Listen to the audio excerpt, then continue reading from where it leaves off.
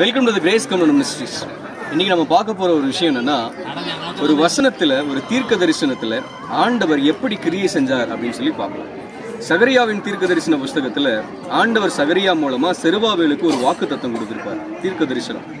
அந்த தீர்க்க தரிசனம் இப்படியாக சொல்லுகிறது: செருபாபேலே, பலத்தினாலும் அல்ல, பராக்கிரமத்தினாலும் அல்ல, என்னுடைய ஆவியினாலே ஆகும்னு சொல்லி அந்த தீர்க்க தரிசனம் செருபாபேல் இடத்துல கொடுக்கப்படுது.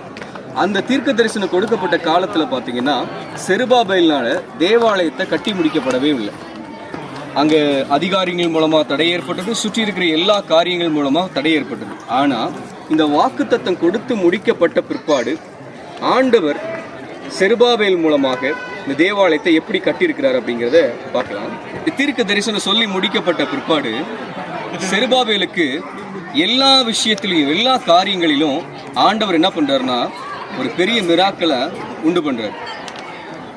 ராஜா கிட்ட இருந்து ஆர்டர் வரல, மிலிட்டரி பவர்கிட்ட இருந்து எந்த ஒரு இதுவும் வரல. ஆனாலும் அந்த ஆலயத்தை கட்ட வேண்டும் என்கிற அந்த விருப்பத்தை ஆண்டவர் அங்க இருக்கிற ஜனங்களிடத்துல கொடுக்கிறார்.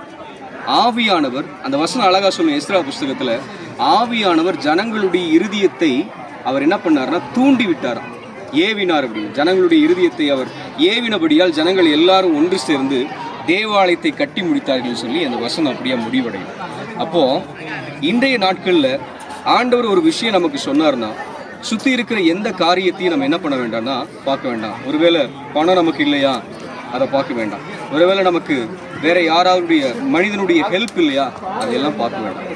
ஆண்டவர் ஒரு வாக்கு தத்தத்தை நம்ம கொடுத்தாருன்னா, நிச்சயமா அந்த வாக்கு தத்தத்துல அந்த வாக்கு தத்தம் நிறைவேறுவதற்கான எல்லா சோர்ஸையும் ஆண்டவர் ஏற்படுத்தி வைத்திருப்பார்.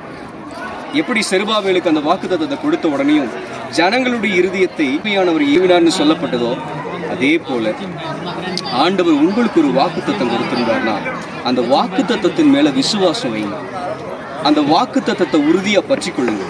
அந்த வாக்கு தத்தத்தை கொடுத்தவர் நிச்சயமாய் அதை நிறைவேற்றுவார். அந்த வாக்கு தத்தம் நிறைவேறுவதற்கான எல்லா சோர்சஸையும் ஆண்டவர் உங்களுக்காக ஏற்படுத்தி தருவார். God bless you.